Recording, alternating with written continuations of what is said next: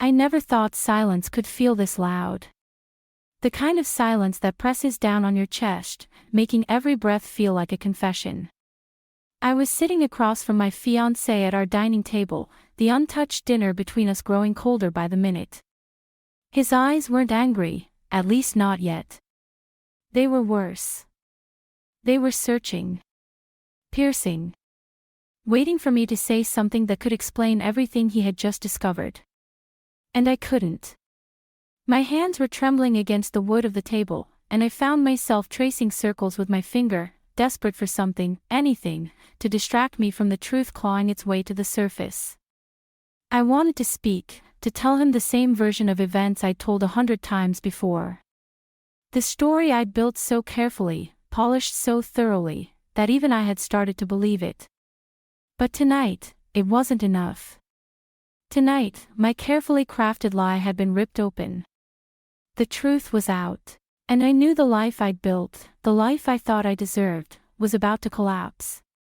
When we first started dating, he asked me about my past. Everyone does eventually. And like clockwork, I gave him the story. The same tragic script I had rehearsed for years. My marriage ended because he betrayed me. He wasn't loyal. He broke my heart. The victim card. The safe card. The version of events that made me look sympathetic, blameless, even strong. He believed me. Why wouldn't he? I told the story with enough tears, with just the right pauses, as though the wound was still raw. And for a long time, that lie served me well. It painted me in the light I wanted him to see, someone worthy of love, someone who had been wronged, not someone capable of causing the very pain I pretended to endure. But lies are fragile things. They don't fade with time, they rot, they fester, and eventually, they leak through the cracks you swore you'd sealed. It started small. He would ask why I never stayed in touch with old friends, why there were no photos left, why my ex's name twisted my expression into something more than pain, something closer to guilt. And I dodged those questions like bullets, never realizing that each one left a wound I couldn't hide forever. Now, here I was, staring at the man I was supposed to marry, and I could feel the walls closing in. Because he had gone digging. He had reached out to people from my past. And what he found, well, it wasn't the version of the story I'd been feeding him. It was the truth. And the truth was, I wasn't the victim. I was the reason my first marriage failed. On the surface, my life looked picture perfect. I was engaged to a man who treated me better than I ever thought I deserved. He was patient in a way that disarmed me, thoughtful in the smallest details, and loved me without hesitation. When people looked at us, they saw stability, trust, and happiness. But beneath that carefully painted picture, I carried secrets like stones in my chest. Secrets I had mastered the art of hiding, until he started asking the kinds of questions I couldn't dodge forever. He was the type of person who believed in knowing someone fully, not just the version they presented. He would say things like, "If I'm going to spend my life with you, I want to know all of you, your scars, your stories, everything." It was beautiful in theory. But terrifying for someone like me, who had rewritten her own story so many times she could barely remember where the lies ended and the truth began. Whenever the topic of my first marriage came up, would sigh heavily, put on a rehearsed look of hurt, and tell him how my ex had betrayed me. I painted myself as the woman who gave everything, only to be broken by a man who didn't value her. I didn't go into detail, of course. I relied on vague statements, emotional pauses, and the occasional tear. It was just enough to silence more questions. But love makes people curious. And curiosity is dangerous when you're hiding something. I began to notice the way his eyes lingered when I dodged his questions. He would ask why I never spoke about old friends, why I had no wedding photos tucked away like most divorced people did. He noticed how my stories shifted slightly each time I told them, dates that didn't add up, details that contradicted something I'd said months earlier. The thing about lies is they're heavy to carry. And eventually, the weight starts to show. One evening, while we were cooking dinner, he casually mentioned, "It's strange, you know. I've never met anyone from your past. No old friends, no coworkers, no one from that part of your life." I laughed it off, muttering something about wanting a fresh start, about how painful it was to keep connections that reminded me of my ex. But his expression told me he wasn't satisfied with that answer. I could see it in his eyes. He was starting to question whether I was telling him the full truth. And though I kept smiling, though I kept weaving the same rehearsed lines, inside, panic flickered like a warning light I could no longer ignore. Somewhere deep down, I knew it was only a matter of time before the cracks in my story widened. And when they did, everything I'd built with him would be at risk that I didn't know he had gone behind my back. Not until the night he came home later than usual, his face pale, his jaw tight, and his phone clutched in his hand like it weighed 1,000 pounds. He didn't say hello. He didn't kiss me on the forehead like he usually did. He just sat down across from me, the same way he did the night of our silence, and said, almost too calmly, "I talked to some of your old friends today." My stomach dropped. It was as if the ground tilted beneath me, and for a moment I couldn't breathe. I tried to play dumb. "What do you mean?" "I don't really keep in touch with them," but then he cut me off. "They told me things that don't match what you've been telling me. They told me about your marriage. About what really happened." My blood went cold. I wanted to scream at those people, those ghosts from my past who had no right to speak about me. But the truth was, I was more angry at myself, for not burying it deep enough, for not cutting every last tie. I stammered something weak, something defensive. "They don't know the full story. People twist things." But the look in his eyes told me he wasn't buying it. His disbelief cut deeper than any shouted words could. "So you didn't cheat? You didn't lie to him? You didn't tear that marriage apart?" His voice cracked, not from rage, but from something worse, disappointment. I felt my chest tighten. The instinct to lie, to defend myself, surged again. But the words stuck in my throat. Because for the first time, the lie felt too heavy to carry. I made mistakes," I whispered, avoiding his eyes. "Mistakes?" His voice rose, sharp now. "You told me he betrayed you. You told me you were the one who suffered. Do you have any idea how much I pitied you, how much I admired you for surviving that? And now I find out it was you." Tears blurred my vision, but I forced myself to look at him.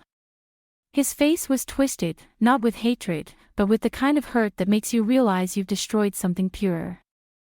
"I was scared," I blurted. "I didn't want you to see me differently. I didn't want you to leave me." The words hung between us, pathetic and hollow. Because no matter how I framed it, the truth was undeniable. I wasn't the victim of betrayal. I was the betrayer. And now, for the first time, I knew exactly what it felt like to be on the other side of the lie. I thought the worst had already happened. I thought the confrontation, the accusations, the look of disbelief in his eyes, that was rock bottom. But I was wrong. 2 nights later, while I sat curled up on the couch with my phone clutched in my hands, he walked into the room holding his phone. His face was pale, almost unreadable. And in that moment, I knew. He had proof. He handed me the phone without a word. My hands shook as I looked down at the screen. And there it was, my past, staring me in the face in black and white. Screenshots. Old text messages. Photos I had long since deleted from my own devices, thinking they were gone forever. Conversations between me and the man I cheated with. Desperate excuses I had sent my ex-husband when the truth started unraveling. Lies layered on lies, preserved like evidence in a courtroom I never wanted to stand trial in. It wasn't just the cheating. It was the way I had manipulated the narrative to make myself look like the victim. Messages where I blamed my ex for being distant, accused him of things he hadn't done, painted myself as the one who deserved sympathy. Screenshots where my old friends called me out, told me they couldn't stand by and watch me destroy a man who loved me. Threads where I pushed them away, cutting ties rather than face accountability. Looking at those messages felt like watching my reflection in a shattered mirror, every piece showing a version of me I had tried so hard to forget. When I finally looked up, he was still standing there, his arms crossed, his jaw clenched. "Do you have anything to say?" he asked quietly. My mouth opened, but no sound came out. What could I possibly say? That I was young, stupid, selfish. That I didn't know what love meant back then. That I thought burying the truth would somehow make me a better person now.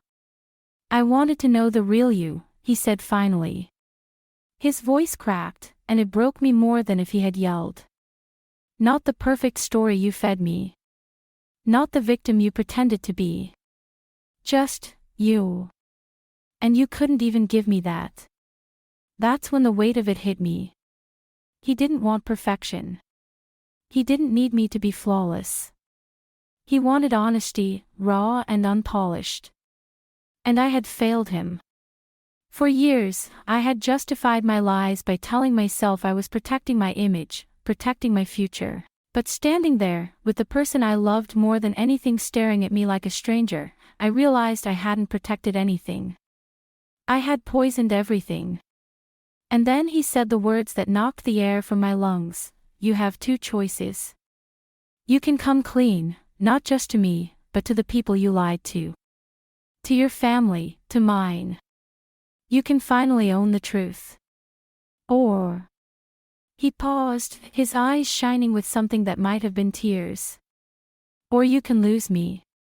Because I won't build a life on lies." My heart pounded so loud I could barely hear his voice anymore. An ultimatum. The very thing I had feared most. Not because I didn't know what the right choice was, but because I knew choosing honesty meant facing the humiliation I had spent years running from. And maybe that was karma.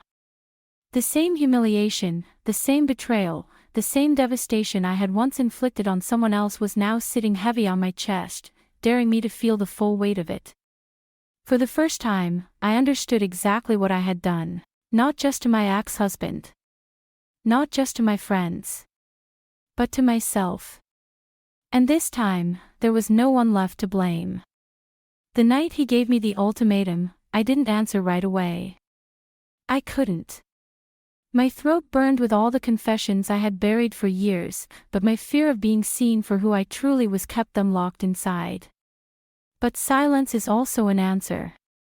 And the look on his face told me that my silence hurt him just as much as my lies. I broke down first. Not in a graceful, movie-like way. I crumbled. I cried harder than I had in years, the kind of sobs that make your chest ache, the kind that strip away every last layer of pride. And through those tears, I finally said the words I had avoided for so long. It was me. I destroyed my marriage. I lied. I betrayed. I pushed everyone away because I couldn't face myself. It felt like tearing a bandage off a wound that had never healed. The truth spilled out in fragments, each admission sharper than the last. And with every word, the carefully built walls I had hidden behind for years came crashing down. For the first time, I wasn't performing. I wasn't trying to win sympathy or twist the story in my favor. I was naked in my guilt, exposed in my shame. And though it terrified me, a strange kind of relief followed. The weight I had carried, the lies, the manipulation, the fear, finally slid off my shoulders, leaving me breathless. But freedom doesn't erase damage. Relief doesn't mend broken trust. When I finished, I looked at him through swollen eyes, hoping to see something, anger, love, pity, anything that would tell me where we stood. But his face was unreadable. "Do you think the truth erases the lie?" he asked quietly. I had no answer. Because the truth is, it doesn't. Lies are like cracks in glass. At first they're small, barely visible, easy to ignore. But over time, they spread. They weaken everything, until one day, the glass shatters. And no matter how carefully you try to piece it back together, it's never whole again. Now, I live in that uncertainty. Will he stay? Will he leave? Will he ever look at me the same way again? I don't know. And maybe I don't deserve to. But what I do know is this: the truth always comes back. No matter how deep you bury it, no matter how pretty the lie is that covers it, the truth finds its way to the surface. And when it does, it doesn't just destroy the lie. It destroys the liar. So I leave you with this: if someone lied to protect their image, but later confessed, would you forgive them? Or is betrayal unforgivable?